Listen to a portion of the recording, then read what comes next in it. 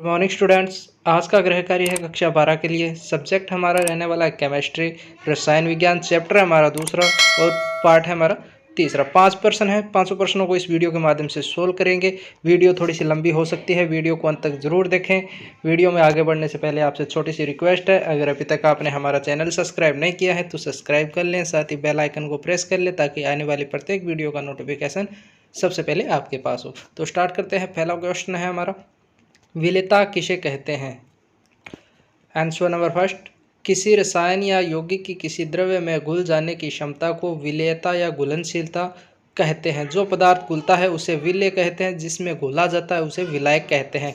विलेय को विलायक में घोलने से विलयन प्राप्त होता है। विलेय पदार्थ ठोस, द्रव या गैस कुछ भी हो सकती है। इसी प्रकार विलायक भी ठोस, द्रव या गैस कुछ भी हो सकती है। किसी विलायक में विलेय की कितनी मात्रा घोली जा सकती है उसे विलेयक या विलेयता कहते हैं। किसी विलेयक की विलेयता मूल रूप से विलेय और विलायक के भौतिक एवं रासायनिक गुणों पर निर्भर करती है। इसके अलावा विलेय के ताप, दाब एवं पीएच पर भी निर्भर करता है। क्वेश्चन नंबर 2 है हमारा, NaCl जल में आसानी से घुल जाता है जबकि बेंजीन में नहीं घुलता, क्यों? उत्तर नंबर 2, जब जल में NaCl की जल योजक एंथैल्पी इसकी जालक एंथैल्पी की अपेक्षा उच्च होती है, अतः यह जल में विलय होता है, जबकि बेंजीन में इसकी विलायक संयोजन एलेंथैल्पी जालक एलेंथैल्पी अपेक्षाकृत बहुत कम होती है, अतः NaCl बेंजीन में अविलेय होता है। प्रश्न नंबर 3, ठोसों की द्रवों में विलेयता पर ताप के प्रभाव को समझाइए। उत्तर नंबर 3, ठोसों की द्रवों में विलेयता, किसी दिए गए द्रव में सभी ठोस नहीं घुलता। जैसे चीनी तथा नमक, सोडियम क्लोराइड जल में आसानी से घुल जाता है लेकिन बेंजीन में नहीं घुलता, तथा नेप्थेलीन और एंथासिन बेंजीन में आसानी से घुल जाता है जबकि जल में नहीं घुलता।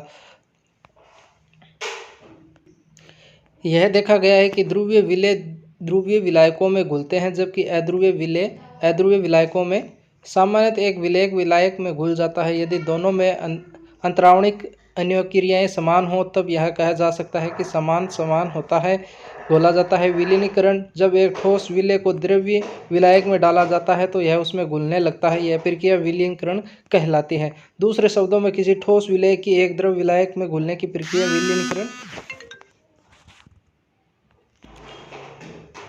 विलीनीकरण, जब एक ठोस विलेय को द्रवीय विलायक में डाला जाता है तो यह घुलने लगता है, यह प्रक्रिया विलीनीकरण कहलाती है। दूसरे शब्दों में किसी ठोस विलेय की एक द्रव विलायक में घुलने की प्रक्रिया विलीनीकरण कहलाती है। विलीनीकरण को अंग्रेजी में डिसोल्यूशन कहते हैं।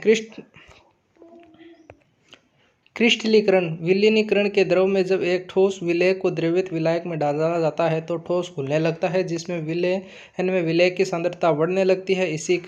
इसी समय विलयन में विलयन के कुछ कण ठोस विलेय के कणों के साथ जुड़कर अलग हो जाते हैं, यह प्रक्रिया क्रिस्टलीकरण कहलाती है। अतः ठोस विलेय के द्रवीय विलयन में घुलनशील के क्रम में विलेय के कुछ कणों का ठोस विलेय के कणों के अलग होकर जुड़ने की प्रक्रिया क्रिस्टलीकरण कहलाती है। विलेयता पर ताप का प्रभाव, सामान्यतः ऊष्मा शोषी घुलने की प्रक्रिया में ताप बढ़ने से विलेयकता बढ़ती है तथा ताप घटने से विलेयकता कम होती है। यदि घुलने की प्रक्रिया ऊष्माक्षेपी हो तो ताप बढ़ने से विलेयकता घटती है तथा ताप कम होने से विलेयकता बढ़ती है। प्रश्न नंबर 4, हेनरी का नियम लिखें। उत्तर नंबर 4, भौतिकी में हेनरी का नियम गैस के भौतिक गुणों से संबंधित है। एक नियम है जिसमें विलियम हेनरी ने 1803 में प्रतिपादित किया था। हेनरी के नियम के अनुसार किसी नियत ताप पर किसी द्रव के निश्चित आयतन में घुल सकने वाली किसी गैस की मात्रा उस गैस के उस द्रव के साथ सामान्य व्यवस्था की स्थिति में आंशिक दाब के समानुपाती होती है। प्रतिबंध यह है कि घुलने वाली गैस उस द्रव के साथ कोई रासायनिक क्रिया न करे। इस नियम को दूसरे शब्दों में इस प्रकार भी कह सकते हैं, किसी गैस की द्रव में घुलनशीलता उस गैस के द्रव के ऊपर स्थित आंशिक दाब के समानुपाती होता है। सामान्य जीवन में हेनरी के नियम का उदाहरण बार्बोनित मृदुपेय में देखने को मिलता है। हेनरी के नियम की सीमाएं निम्न हैं: दाब बहुत अधिक न हो, दाब बहुत कम न हो, विलयन तंतु हो, गैस विलायक से रासायनिक अभिक्रिया न करे। प्रश्न नंबर 5, हेनरी के नियम के अनुप्रयोग लिखें। उत्तर नंबर 5, हेनरी नियम के अनुप्रयोग। पहला है हमारा, सोडा जल एवं शीतल पेयों में CO2 यानी कार्बन डाइऑक्साइड की विलेयता बढ़ने के लिए बोतल को अधिक दाब पर बंद किया जाता है। नंबर 2 है गहरे समुद्र में श्वास लेने के लिए गोताखोर ऑक्सीजन प्राप्त करने के लिए संपीड़ित वायु पर निर्भर करते हैं।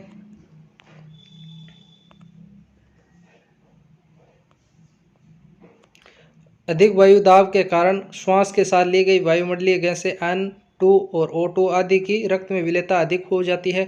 ऑक्सीजन तो शरीर की मुख्य क्रिया है, किंतु नाइट्रोजन रुधिर में विलय करती है।